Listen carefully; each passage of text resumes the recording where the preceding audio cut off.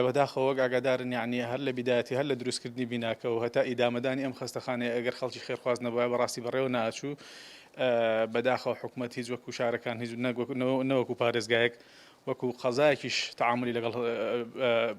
هەڵەبجەیان نەکردووە بە نسبەت کۆرۆناوە تا ئێستا ئەوەی ئاگادار بین هەر باسی 170 میلیۆنەکەیەکە ئێستش نازانین بەشێکی چۆن تەوزیعکراوە یعنی ئەو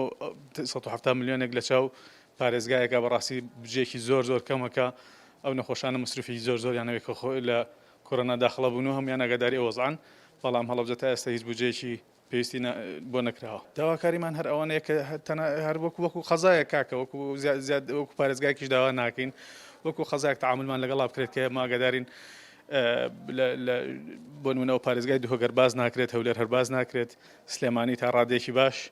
بەڵام ئەبینن مەسەرەن تەنان بۆ پێنجێنیش بڕێک پارەی دیاریکراو سرف کرات بۆ گەرمیانیش بە هەمان شێوە ئەمان جێگەی دەستخۆشین بەڵام بۆ هەڵەبجە وەکو پێویست نییە بەداخەوە